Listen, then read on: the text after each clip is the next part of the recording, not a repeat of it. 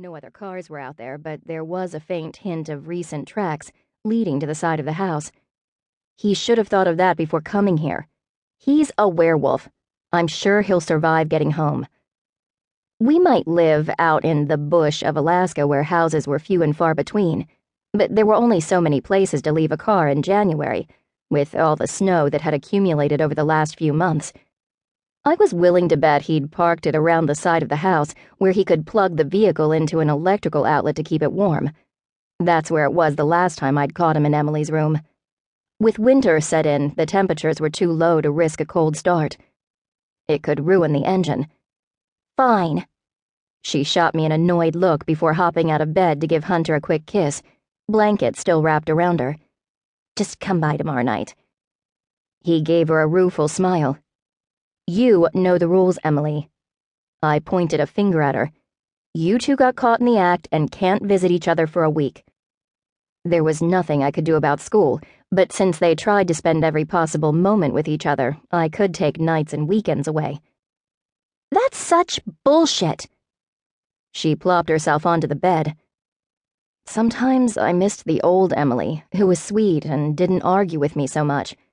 She'd been an easy teenager to take care of until she'd gotten a head injury the previous spring, and her personality had altered drastically.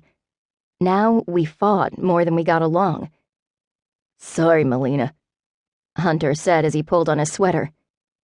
You need to stop letting her talk you into this. I stopped. A scratching noise came from downstairs. Sable had just come through the cat door and was making her way toward us at a fast pace. She skidded to a halt at my feet, currently in the form of a reddish-brown lynx with black markings, and growled at me. Then she sunk her teeth into my robe and tugged until I almost fell over. It was the sign she'd been taught to give me in case there was an emergency and I needed to follow her somewhere. Probably into the woods, since that's where she typically roamed, and there wasn't much else this far outside Fairbanks. Is it really that important? I asked her. She ran to the doorway and then looked back. I could sense the urgency in her emotions. She was definitely upset about something and wanted me to see it. Whether I wanted to or not, I was going to have to check it out. Finish getting dressed and meet me at the front door. I ordered Hunter. Yes, ma'am. I rushed to my room to get dressed with Sable following at my heels. Considering Emily's warning about the temperature outside, I put on several layers of clothes. My body could handle it no matter how cold it got, but that didn't mean I didn't suffer discomfort, especially when it got well below freezing. Are we going far?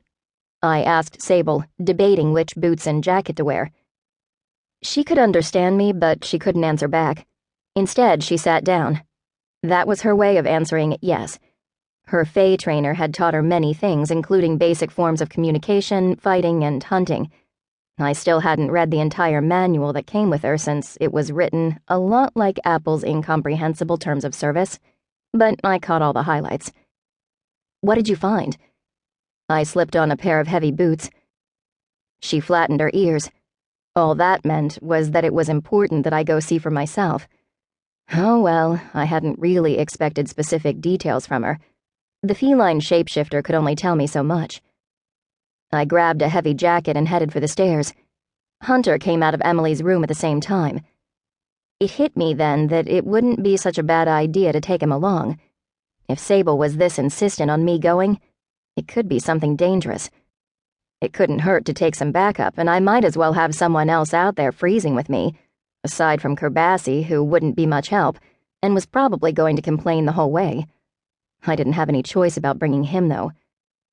It looks like you're going on a trip with me and Sable, I told Hunter. What? He glanced down at the cat winding between my legs. Emily gave me a sullen look from her bedroom doorway. Sable found something, and we need to go see it. If you prefer your wolf form, you better shift while I'm waking up Kerbassi. There's no telling how far we might have to go. Sable roamed a wide area and often traveled for miles from the house. She knew better than to go near humans or their homes, so most likely whatever she found was deep in the woods. Emily crossed her arms. If he goes, is he still banned from coming here for a week? I considered it. Being a parent sometimes felt like being a judge, jury, and executioner.